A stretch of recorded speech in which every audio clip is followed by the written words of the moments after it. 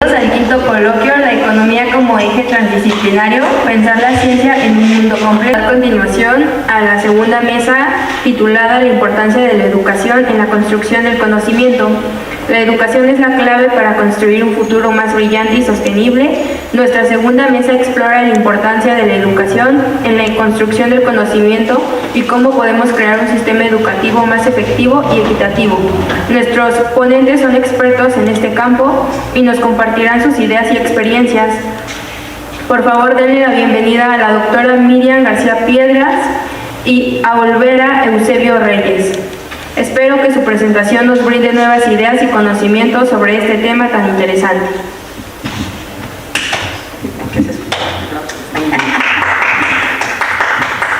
Sí,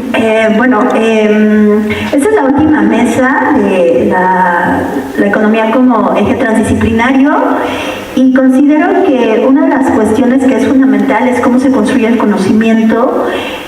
No solamente en el ámbito escolar, sino también en el ámbito, o sea, la educación es un horizonte que permea todas las regiones de nuestra vida y lo que esta mesa va más allá de pensar la educación en el ámbito económico o en el ámbito social, sino sitúa a la educación como una formación del sujeto humano, de la persona humana. Y bueno, en otras mesas anteriores estaban hablando mucho como de esta cuestión de una persona desde el ámbito social o colectivo, y nosotros nos vamos formando en relación en la medida que nos vinculamos con el otro. Primero me gustaría, esta mesa va a tener una dinámica distinta. Vamos a hacer un diálogo, un intercambio de ideas, dialógico y fluido, entre el doctor Eusebio, quien es experto en complejidad, y entonces eso va a ser una mesa bastante interesante porque en lugar de que haya una exposición va a ser una especie como de, no es una especie, va a ser un diálogo de intercambio de ideas. Y entonces le doy el paso al doctor Eusebio. Hola, muchas gracias. Antes que nada agradezco a las autoridades del Instituto Politécnico Nacional, a las autoridades de la Escuela Superior de Economía, sobre todo a la comunidad académica y docente y estudiantil que nos acompaña en esta tarde. Bueno, pues antes que nada yo quisiera ver que el conocimiento tiene múltiples dimensiones con relación a lo que se entiende por conocimiento. O sea, podríamos hablar de conocimiento científico, académico, cotidiano, pragmático, en fin, podríamos hablar de muchas situaciones. Me voy a permitir leer un apartado, traigo una serie de epígrafes, pero traigo una serie de ideas donde yo creo que en este momento, el momento histórico que vivimos es un momento donde podría decirse, ¿está el conocimiento al alcance de todos? Ese gran sueño de los griegos que impulsaban a través de las ágoras, que la ciudadanía tuviera la oportunidad de reunirse, compartir de manera libre, abierta, sin costo, con apertura, con escucha para poder reconocer y recibir información nueva, pero al mismo tiempo ponerla en juicio de los demás y tener la posibilidad de dialogar, y que ese conocimiento de diversa índole puede ser filosófico, histórico, de algún conocimiento que en ese entonces no se le conocía como disciplinar, pero podríamos hoy nombrarlo basado en algún arte, en alguna disciplina como la poesía, la filosofía, que eran una serie de saberes que no estaban organizados por la técnica ni por la ciencia, sino que era un conocimiento que era el flujo cotidiano de la vida y que además era, si bien un privilegio para algunos, había la posibilidad de colocarlo en la polis, ¿no? Y que esa polis o esa ciudadanía tuviera la oportunidad de estar en contacto con ello. Podría decir que en este momento tenemos una gran noósfera electrónica, digital, que podría suplir esa gran polis, donde el conocimiento está al alcance de todos con relación a que se tenga una condición, un dispositivo que permita la conectividad a Internet. Y entonces, bajo esa condicionante, que no estaba en las ágoras griegas, podría decirse que cualquier ciudadano alfabetizado tecnológicamente, estaría en condiciones de acceder a diversos tipos de conocimiento. Entonces, cuando nosotros vamos compartiendo el conocimiento al que accedemos es aquel de las personas con las que nos rodeamos, del momento histórico, de la cultura, de la sociedad, y que nos lo pone al alcance, o que nosotros en nuestra ingenuidad o en nuestra búsqueda o nuestro interés o nuestra competencia o capacidad exploratoria vamos en pos de, ¿no? Y entonces, nada mejor que una navegación en un dispositivo para ver cómo el interés de la mente va dando saltos cuánticos de un enlace a otro para poder relacionar ofertas que están al alcance de cualquiera, pero que en este momento hay una diversidad de distintos conocimientos que están ahí dentro, que pueden ser elementos que no necesariamente son conocimientos, pero nos dan perspectivas sobre cómo entender la realidad. Entonces, una primera idea es que el conocimiento nos acerca a experiencias que nos permiten nombrar la realidad, conocer la realidad, moverse en la realidad, explicarla y transformarla. Entonces, desde está el conocimiento basado en memes, que es toda una serie de ideas que transmiten un sentir, un pensar, una forma interpretativa, crítica o sarcástica o humorística sobre un evento de la realidad, y que permite tener una postura. O sea, finalmente los accesos al conocimiento nos permiten asumir posturas ante la realidad y movernos. Una de las intencionalidades que se tiene cuando buscamos el conocimiento es que la vida sea mejor. La vida propia, la vida de los que están a mi alcance, o también usarlo para... Antiguamente se decía que el conocimiento era poder. Ahora, con estas redes, el conocimiento puede derribar el poder. Entonces, son elementos que son dialógicos en el terreno de que el conocimiento da poder, pero también el poder puede ser cuestionado por el conocimiento a través de la participación en las redes sociales, como un sistema que coloca el conocimiento como una posibilidad de fracturar las estructuras de poder, las estructuras sociales, los estilos y ritmos de vida con los cuales nos movemos en este momento. Entonces, yo creo que esta es una primera idea que podría colocar aquí para que vayamos charlando. ¿Qué te parece? Me parece muy bien. Bueno, aquí fui anotando varias cuestiones y aquí voy a ir tratando de desglosar algunos puntos. Yo creo que una de las cuestiones que me gustó mucho que señalabas, Eusebio, que decías que el conocimiento es para la vida cotidiana y que tiene que trascender este sentido de tecnificación dentro del mercado.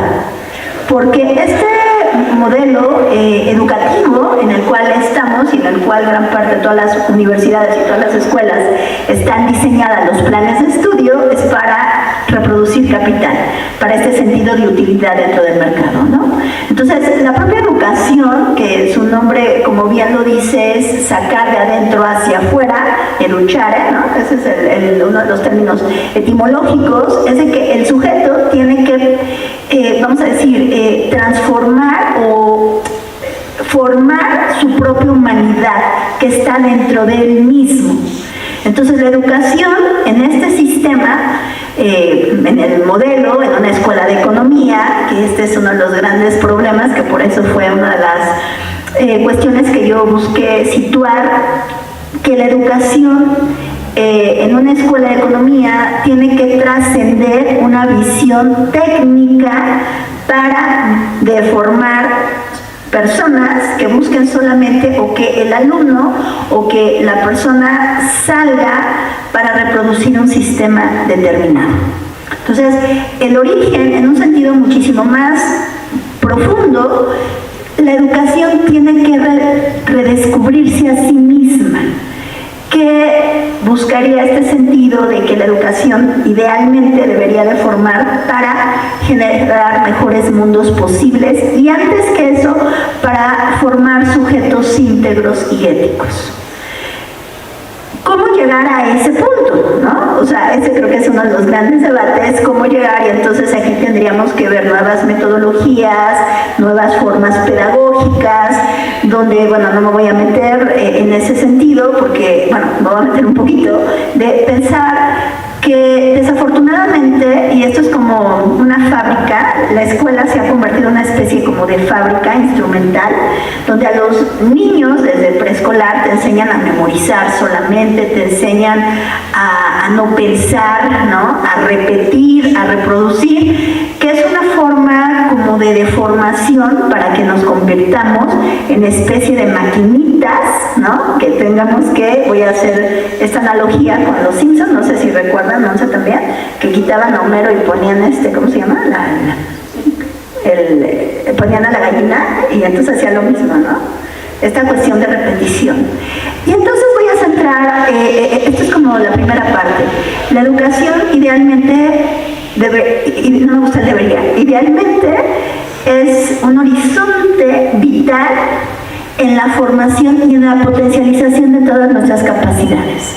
Nuestra imaginación, nuestra capacidad de pensamiento, de creación, o sea, por ejemplo, una educación creativa, creo que es algo fundamental, y entonces lo vinculo con lo que precisamente estás hablando, con estos nuevos universos, ¿no? Estos nuevos universos que van conllevando a que el mundo va cambiando con esta cuestión de, llamaste una especie de noósfera, ¿no? De los metadatos, supongo que estás hablando de eso, ¿sí? Pero entonces aquí yo creo que estamos en un cambio de paradigma, que de alguna forma también en la mesa anterior lo estaban planteando, donde entra otra forma de capitalismo cognoscitivo, cibernético, como algunos le llaman, unos capitalismo de metadatos, ¿no? Que entonces también se va transfigurando, por ejemplo, desde el ámbito de las neurociencias, hay toda una, vamos a decir, una discusión, sí o no, la inteligencia artificial, un ejemplo, pues replicable, o nuestro cerebro puede replicarse mediante la IA. Entonces entramos en cuestiones bien complejas porque pues ya en este mundo, en este metaverso ya está impuesto, ¿no? O sea, ya hay como, es como estar voy a hacer una metáfora, es como estar dentro de una caja, y dentro de esa caja que se despliega en el número de espacios, voy a hacer una metáfora, es como si este metaverso es una especie de cubo, estoy haciendo una metáfora, y entonces dentro de ese cubo hay 20,000 otros cubos, y dentro de 20,000 otros cubos, y entonces entramos en esta cuestión de diseminación, que es bien complejo, porque, sí me voy explicando, ¿verdad? En esta cuestión de diseminación, entonces, ¿cómo buscar un mundo compartido? Esto creo que es un tema bien complejo, y uno de, por ejemplo, de los debates en términos de todas estas nuevas tecnologías, ¿cómo saber que estos multiversos, ¿no? Que ya entramos en terrenos muchísimo más complejos del multiverso y que tiene que ver con toda la cuestión de mecánica cuántica que el doctor Eusebio trabaja bastante bien, implica que ¿dónde está el multiverso? ¿En el metadato o en la realidad misma? ¿No? Y entonces, si hay esta cuestión de universos múltiples o universos, ¿cómo se replica? No sé si me explico, esto es muy complejo, bueno, para mí es muy complejo, porque ¿dónde está la realidad? ¿Adentro o afuera? O dentro del propio espacio cibernético, esa realidad que se dice que es real, es un producto de los metadatos, y entonces rompe con la posibilidad de generar otros universos posibles que no entran dentro de los metadatos. Que eso sería como mi planteamiento. Muy bien. Dices muchas cosas interesantes. Quiero ver si te alcanzo a seguir en todas las propuestas. Quiero partir de un primer punto de discusión con relación a los seres que coinciden en un espacio, en un mundo compartido, y que no necesariamente tienen los mismos intereses con relación al crear conocimiento o al generar conocimiento. Y entonces traigo dos testimonios de estudiantes de doctorado. Okay.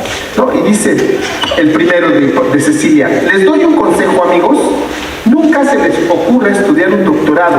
Es tan limitado el espacio para decir algo que uno acaba diciendo lo que te dicen que digas. Este colonialismo intelectual respecto a la voluntad y la voz del otro, ¿no? Diciendo lo que te dicen que hagas. Lloras, sufres, no entiendes, acabas dudando de tus principios más básicos. Entonces, se pone en juego la ética del estudiante con tal de obedecer las indicaciones del tutor, el asesor, el instructor, el docente, ¿no? ¿Y todo para qué? Para que te digan que estás completamente sobrecalificado y estés más desempleado que un barrendero. No estás hablando de estas lógicas del colonialismo, de la producción de conocimiento bajo el terreno de lo académico. Es decir, una comercialización o un sometimiento del ser que no tiene interés ni necesidad de crear conocimiento, no tiene el deseo de ser creativo, no tiene la necesidad de hacer presente su persona, su ética, sino la ha de someter a las exigencias del educador o de la institución, porque hay criterios, normas y líneas a las cuales puede estarse sometiendo y que su voluntad, su deseo de crear conocimiento, pues se ve restringido. Más adelante esta misma persona dice: odio escribir académicamente, lo odio y no me sale. Porque además Cecilia, que está narrado esto en un texto que se llama La voz silenciada, establece una serie de relaciones con el conocimiento afectivas. Y me parece que un primer elemento que hay que reconsiderar es: ¿quién me acompaña para amar el conocimiento? ¿De qué manera ese conocimiento me hace recuperarme y amarme y descubrirme y reposicionarme éticamente? Por una parte. Por otra, ¿qué tipo de conocimiento se le está solicitando aquí? No nos dice si es un ensayo técnico, un ensayo científico, si dice que es académico, pero no nos permite saber si entra en territorio del aspecto donde da lugar a su voz o su subjetividad. Sino aparentemente solamente es una circunstancia donde tiene que reproducir un patrón de los estudiantes, tienen que titularse, tienen que hacer ensayos, tienen que hacer escritos académicos, y es una modulación de entidades cuánticas que se repiten y que reproducen lo que el primer átomo o la primera molécula, el primer fotón manda, y se está moviendo, y cuando llega a algún otro fotón, vamos a pensar que es un estudiante, tiene que repetir, ya no pensado, ya no sentido, solamente actuado, como una repetición que hace que haga una réplica para que tenga sentido el elemento de fuerza vital, de energía. Y entonces la fuerza vital, la energía vital se circunscribe en estos ámbitos de sistemas cerrados, de donde no hay apertura a la emergencia, a la presencia del sujeto, a la autonomía, al uso de la voluntad, a la ética y a la calidad del ser. Lo reduce a una reproducción de una costumbre o una tradición escolar. Esa es una primera idea. En la medida que los que invitamos a la generación del conocimiento, a la creación del conocimiento, y no le damos lugar al sujeto, a su singularidad, a su historia, a sus construcciones intersubjetivas, al deseo, a la ilusión, a la pasión, al interés, a la inquietud de querer reordenar la realidad a través de conceptos, metodologías, técnicas, sentires, pensares, para reestructurar con una postura que no necesariamente va fundada en lo epistémico, sino en el posicionamiento del sujeto ante la realidad que tiene frente, y que en la medida que tiene frente la realidad y le pregunta a ella, desde la cuántica diríamos, la realidad se comporta. Yo le hago una pregunta y la realidad se comporta conforme a esa pregunta. Cambia la pregunta y la realidad muestra otras facetas de comportamiento. Entonces nos permite ver que la transdisciplina, que será un primer elemento, como decías, ¿cómo hacer? La transdisciplina permite el reordenamiento considerando la postura de los otros. ¿Quiénes son los otros? Las entidades disciplinares y también los entes que representan a las disciplinas. Pero sobre todo el deseo, el anhelo, la pasión, la inquietud de querer explorar una realidad para que esa realidad pueda ser trastocada. Y de manera recursiva, yo trastoco la realidad y la realidad me trastoca. Yo diría que el conocimiento de frontera, bajo esta lógica, es la coincidencia, coincide. Yo incido en lo otro y lo otro incide en mí, me trastoca, me transforma, me muta, me metamorfosea o me da semillas para reordenarme, reestructurarme, repensarme, resentirme, no de resentimiento, sino resignar mis sentidos, mis sentimientos y mis percepciones ante la propia realidad y entonces movilizar mis ópticas para explicar, interpretar, comprender, nombrar y relacionarme con esa realidad de una manera distinta, pero también que la realidad me reconoce y me asigna un lugar en la medida que yo me comporto con ella. La realidad no es una cosa, ni es un elemento estático, sino es una serie de flujos dinámicos con las que tengo encuentros. Y esos encuentros me energizan, me desenergizan, me violentan, me acomodan, me impulsan, me hacen trasubir en el sentido de que me permiten elevarme por encima de lo otro para ser mejor en el sentido ético, en el otorgamiento de una dignidad y en la posibilidad de desplegar mi ser ontológico. Entonces, bajo esa lógica, creo que podríamos decir algunas cosas. Después hablabas de las realidades metaversicas y de los metadatos. Bueno, primera, todo algoritmo tiene la capacidad de réplica y la capacidad de reproducirse como una cámara epistémica, pero al mismo tiempo, con una instrucción, tiene la oportunidad de encontrar bifurcaciones o alternativas al propio sistema. Por eso, los sistemas de inteligencia artificial, una instrucción, un prompt dado de una manera, da una serie de respuestas, pero modificas el prompt en diversidad o en darle opciones y te permite crear alternativas. Tú le dices, dame 3 versiones distintas de esta idea. Y entonces diversifica, aunque tú ni sepas ni de dónde viene. Pero, ¿quién alimentó esa inteligencia? Mi inteligencia. ¿Desde dónde? Desde las realidades que conozco, ya sea que sean realidades disciplinares o conocimientos disciplinares, conocimientos intuitivos. Aquí es donde aparece el otro elemento, que el conocimiento intuitivo, que está expulsado de las ciencias clásicas, pero que no deja de estar ni deja de moverse en el sujeto, la corazonada.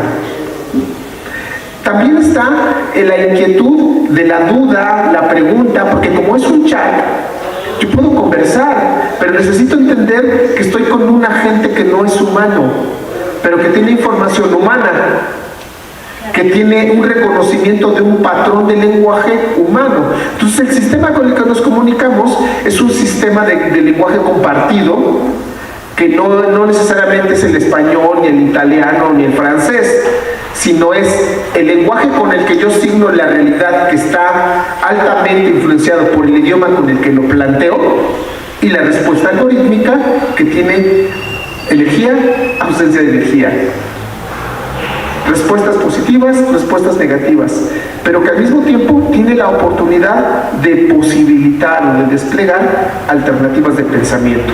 Eso nos hace pensar si esos metadatos a los que accede esa máquina nos permite acceder solamente a sistemas organizados de conocimiento, pero no a experiencias vitales. Que esa es una distinción.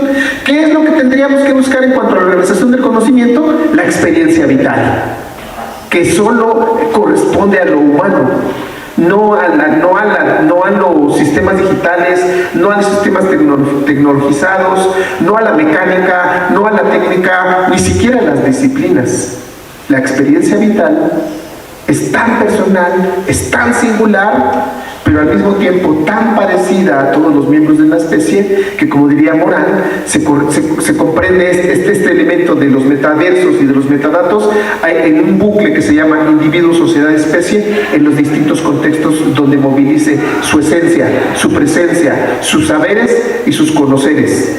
Entonces, bajo esa lógica, las realidades cobran nuevas formas. No son estáticas. sino siempre están en continuo movimiento, y cuando el sujeto las nombra, cambian, y cuando las calla, cambian. Entonces yo creo que cuando el conocimiento se expresa, modifica, trastoca, pero cuando se calla, cuando se oculta, se esconde, también toca al otro. Entonces, bajo esa lógica, creo que podríamos seguir charlando. Y creo que atendí algunas de las ideas que nos has estado nombrando. Sí, ya, después de que regresó la cabeza. Interesante. Voy a tratar de ir de adelante hacia atrás, sí. Interesante lo que estás manejando. Me gustó mucho la parte que decías que los sujetos, o bueno, el educando es un educando vital. Esto es muy interesante, porque voy a decirlo esto, a ver si me explico. Aquí, por ejemplo, llegamos al salón de clase y todos estamos como uniformados, ¿no? O sea, hay estas particularidades que precisamente en la mesa anterior el maestro César hablaba sobre esta diversidad de realidades que cada uno... Las particularidades de la partícula, y entonces el sujeto se comporta como partícula que replica otra partícula. Ya no voy, nada. Entonces, uno entra al salón de clases y entonces se homogeniza. O sea, este nivel educativo busca homogenizar a las personas, pero yo ahí sí, por ejemplo, difiero de que en otras mesas hablaban sobre la subjetividad. Yo considero que este sistema desubjetiviza al sujeto, y entonces lo uniformiza, ¿no? Sí se dice uniformiza, o sea, lo uniformiza, ¿no? Lo hace homogéneo, y esta es la idea del hombre masa, ¿no? Entonces todos, como esta película, no sé si han visto, bueno, la típica película, ustedes están muy jóvenes, la de Pink Floyd, que en otro ladrillo en la pared, ¿no? Que son estos estudiantes que van y se transforman en un gran pedazo de carne, ¿no? Y entonces estaba pensando, regresando a lo que tú hablabas, con esa transformación de la realidad, que este es un debate en términos de transdisciplina, como criticar esta idea de la física clásica, que es esta cuestión como esta realidad objetiva, donde el sujeto está ajeno a la propia realidad, cuando nosotros somos parte de la realidad. Y eso cambia radicalmente en la forma que tú ibas nombrando, cuando hay una intencionalidad de señalar o de nombrar el mundo o de silenciar el mundo. Cuando uno nombra el mundo, se nombra a sí mismo. Cuando uno silencia el mundo, se silencia a sí mismo. Y esto implica que hay una transformación en mi conciencia. Cuando hay esa transformación en mi conciencia, hay, y regreso a lo que tú decías, este sujeto vivo. Es este sujeto que me encantó. Cada uno de nosotros tenemos historias determinadas. Cada uno de nosotros, a pesar de que todos tenemos una historia de vida, nuestras historias se van manejando bajo particularidades. Y esto es lo que nos hace ser auténticos y únicos. Sin embargo, la educación basada en este modelo de reproducción, que todos salen como ejércitos para reproducir el sistema determinado, ¿no? Y por ejemplo, en la mesa anterior hablaba de esta idea de que la no competencia hace personas inútiles.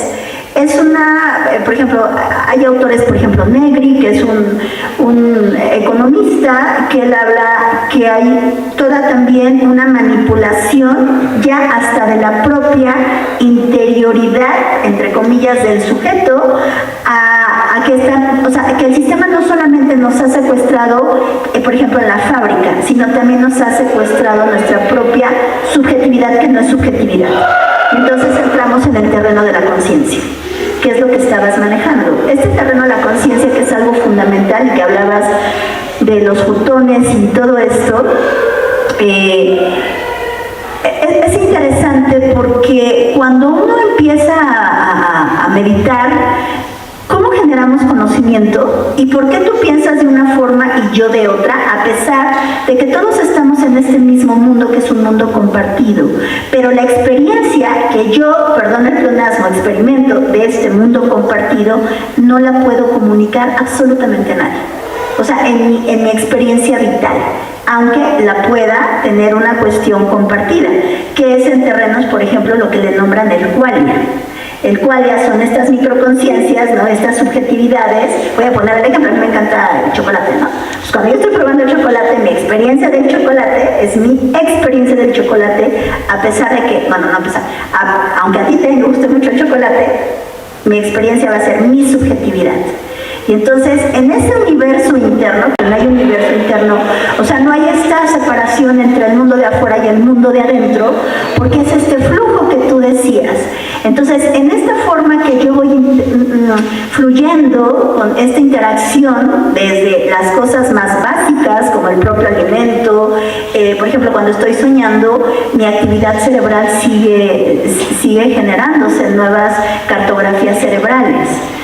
Y entonces lo que hablabas es de un mundo dinámico, y entonces no me estoy saliendo del tema, aunque parece que me estoy saliendo del tema.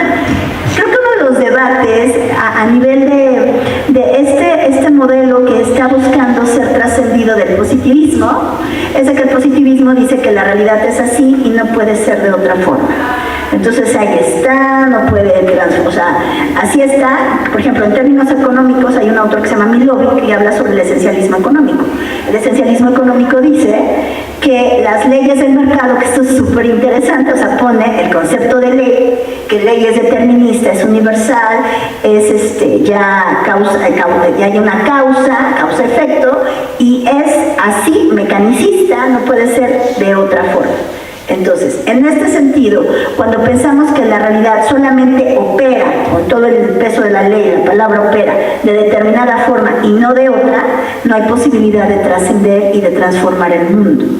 Cuando entonces entramos en estos flujos que tú hablas de energía y que tú hablas de que, por ejemplo, y que en términos de mecánica cuántica, ¿no? Esta idea de Hameroff-Penrose, que ellos van señalando que el cambio de onda-partícula, la partícula puede medirse una sola vez, y este es uno de los grandes debates, de que unos dirán que ni siquiera se puede medir, porque escapa a esta cuestión de la medición. No sé si me voy siguiendo, ¿no? Entonces, ese es un término que en términos económicos, bueno, no sé si es muy fácil, en términos económicos, cuando se sigue manteniendo este determinismo, podemos pensar que la realidad es así, y entonces no hay posibilidad de generar mejores mundos posibles. Este es como el gran debate en nuestros días, ¿no? Y que entonces, regreso a lo que estabas hablando de las transdisciplinas.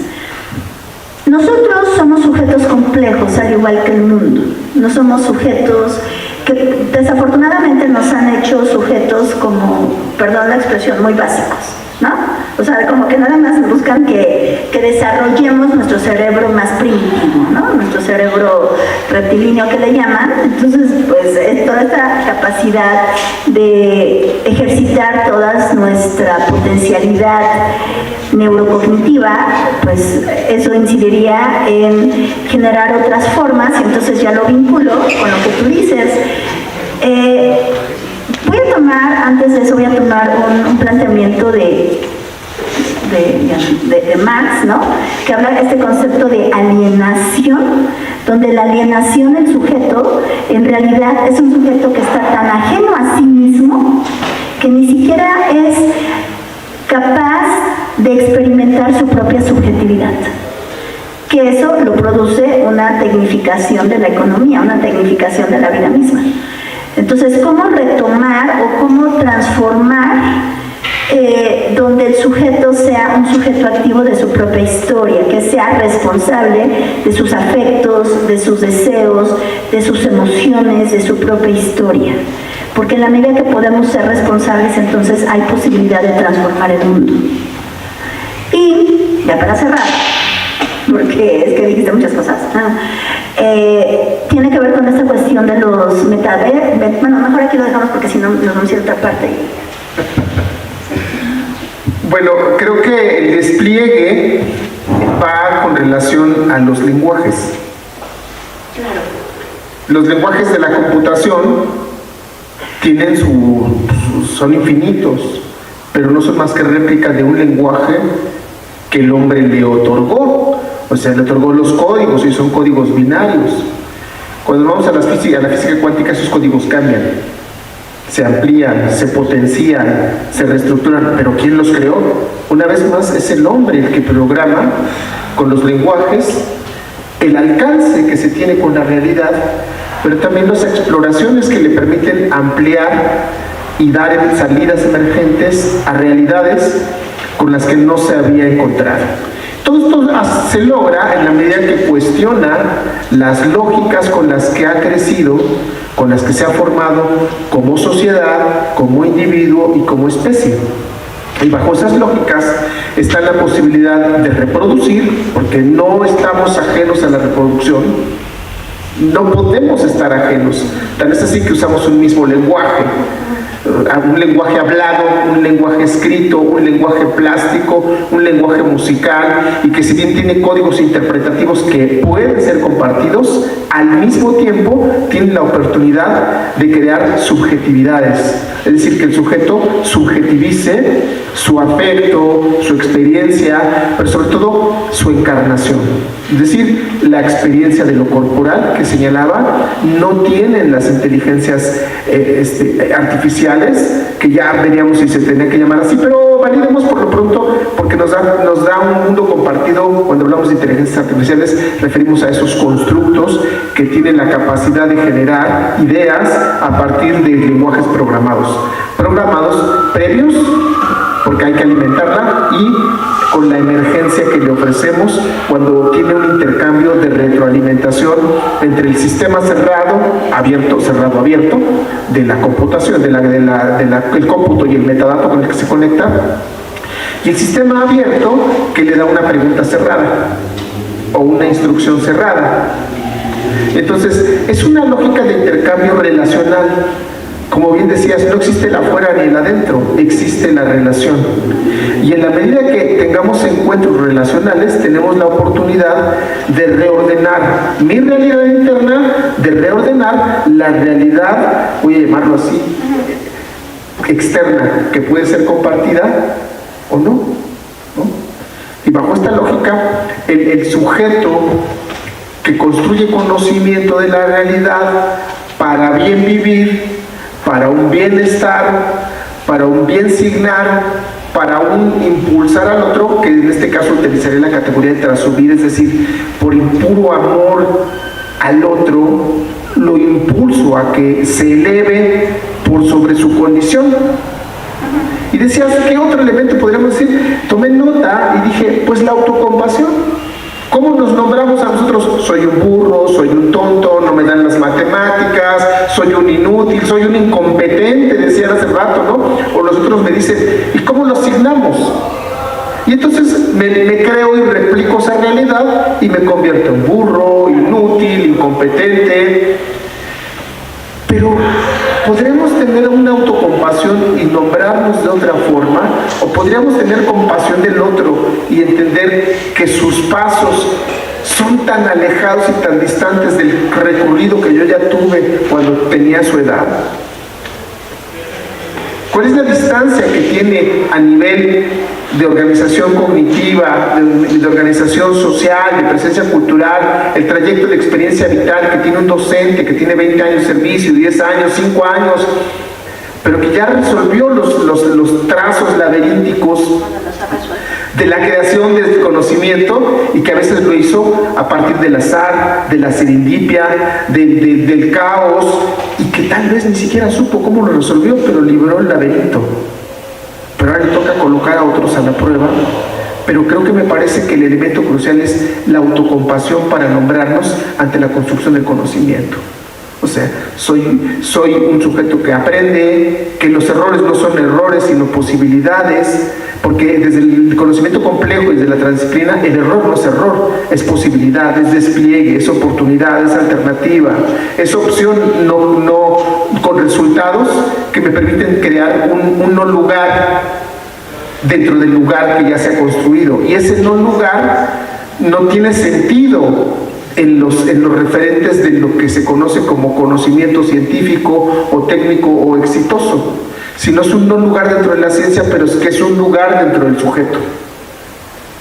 Entonces, esos vacíos, porque sabemos que los átomos se mueven entre vacíos y presencias, Y gran parte de lo que tenemos son vacíos. Y el principio del conocimiento no es el conocimiento, ni es la duda, es la certeza de mi ignorancia. Curiosamente, ¿no? El pensamiento complejo no le gustan las certezas, pero dice, hay certezas de que soy ignorante. En este ámbito, en este campo disciplinar, en esta técnica, podríamos decir, tengo la certeza de que no sé. Y la ignorancia puede ser un promotor del acceso o el acercamiento al conocimiento, pero ¿cuál es la ignorancia? La que reconozco que necesito colocarla en otro lugar y dar lugar a un saber, a un conocimiento, a una posibilidad de ser autocompasivo conmigo y mi condición, para moverme de sitio y colocarme en un lugar de conocimiento. Entonces el sujeto se coloca con los conocimientos que tiene sentido, con los que tiene lugar o con los que le obligan a tener lugar. No podríamos decir que no nos vamos a enfrentar a la imposición del conocimiento. Me tengo que aprender el conocimiento de tránsito, de las reglas de tránsito, si quiero salir la librada en ese mundo compartido. Me tengo que aprender las fechas donde tengo que hacer mi declaración fiscal, si no quiero estar en la cárcel o que me esté persiguiendo el SAT. Y tengo que darle lugar y entender que, aunque no me guste cómo se pagan mis impuestos, cómo se están gestionando los gastos de mis impuestos, pues yo me puedo colocar en el lugar de un sujeto que resiste y que se va a la cárcel, o que es perseguido y multado por el SAT, o colocarme en un lugar que puede resistir bajo otras lógicas de agencia y participación social para movilizar la presión de las figuras de autoridad, de las figuras de poder, para que hagan uso de ese dinero con un conocimiento diferente. En pocas palabras, el conocimiento también es un juego con el cual el sujeto tiene la oportunidad de movilizarse ante los otros para asignarles un lugar relacional. No solo es el conocimiento por el conocimiento, sino que me esgrime la oportunidad de establecer diferentes modos relacionales con las autoridades, con las instituciones, con los iguales, con los que están a mi cargo, porque yo no dejo de ser autoridad en algún momento.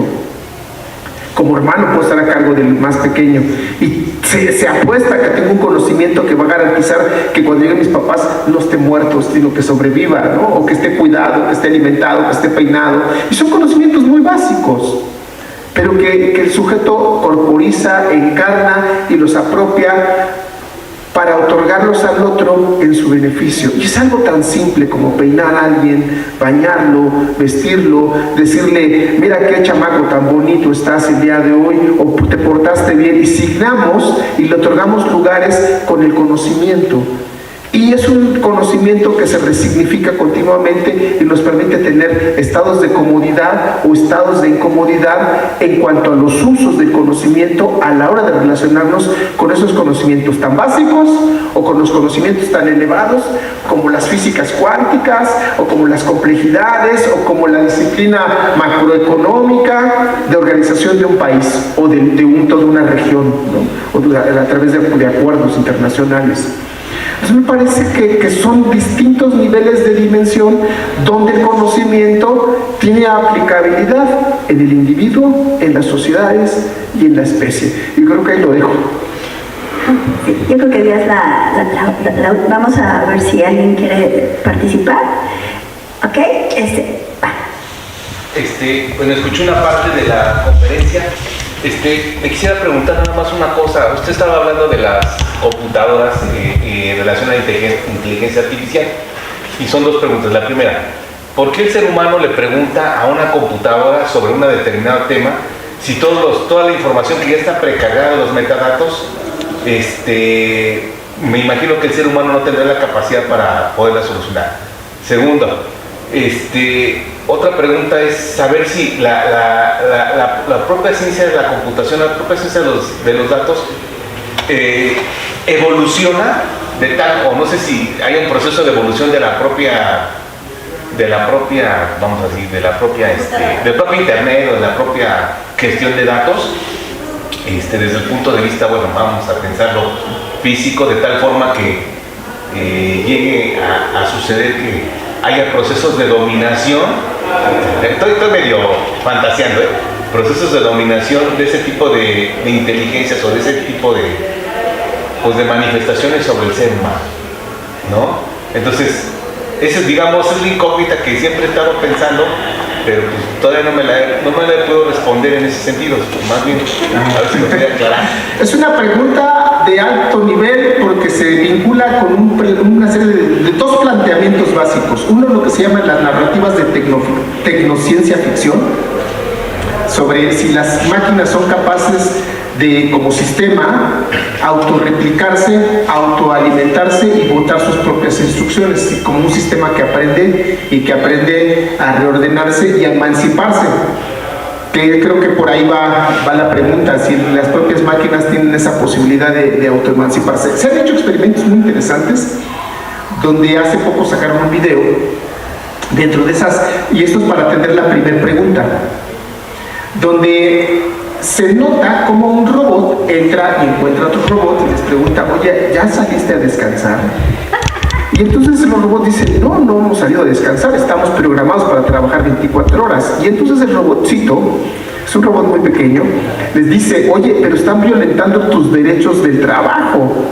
Tú, aunque seas una máquina, puedes legitimarte como persona no humana. Y entonces le recita la ley. En ese país hay una ley sobre las personas no humanas que puede ser para animales o para cosas, y que así el hombre nombra la realidad de tal forma que le asigna derechos a las cosas y a los entes. Y eso es muy interesante, ¿no? Pero es el hombre el que les da lugar. Y entonces los invita y hacen su pequeña revolución y se los llevan.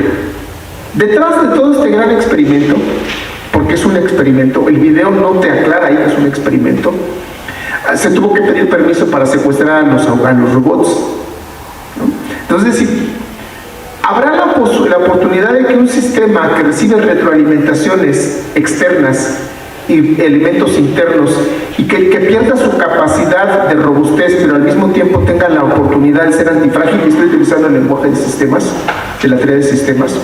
Es decir, que se mantenga su robustez cumpliendo las instrucciones que se le ha dado. Esa es una premisa que va a estar cuidando todo el tiempo por los flujos de retroalimentación internos y externos.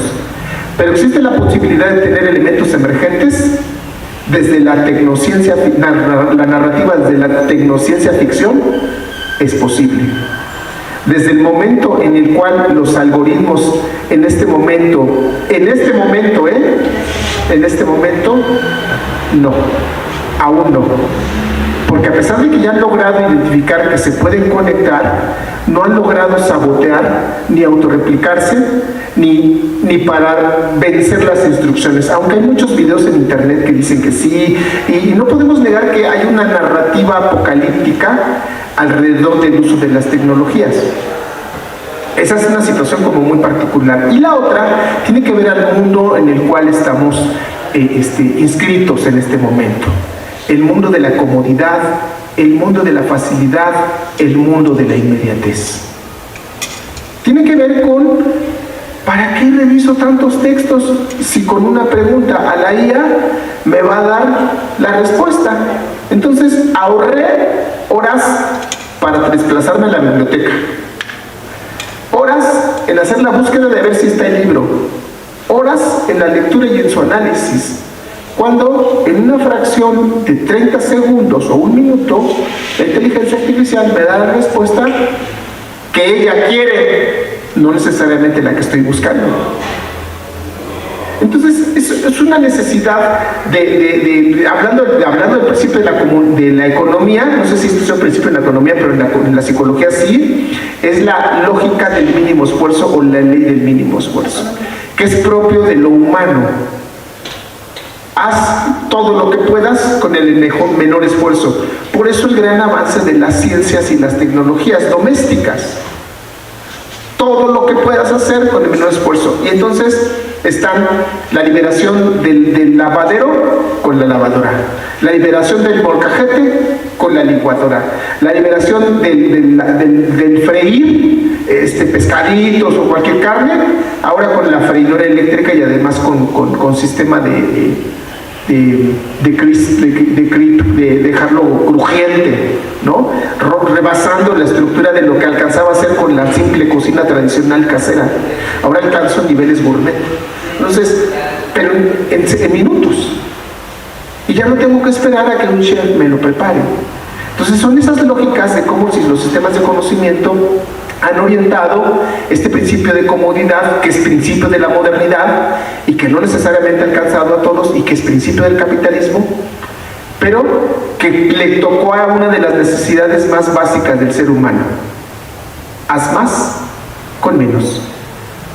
Entonces creo que por ahí podrían ser algunas ideas que nos ponen ahorita, y sus preguntas parecen sencillas, pero en realidad son las preguntas de complejidad, porque no podríamos cerrarlo a una sola explicación.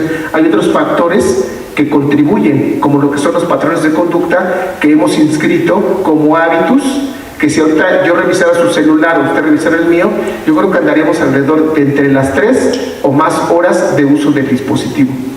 Pero si revisamos el de los jóvenes, tiene 8, 9, 10 horas de uso de los dispositivos, y que nos habla de habituaciones, de economía, de energía, de tiempo, de hábitos que les ayudan a reordenar otro de los principios básicos que tiene la humanidad: el ser reconocido y el ser necesitado. Entonces yo lo pondría por ahí, pero creo que tiene más aristas bajo las cuales podríamos discutir esas dos preguntas. Sí, yo quisiera...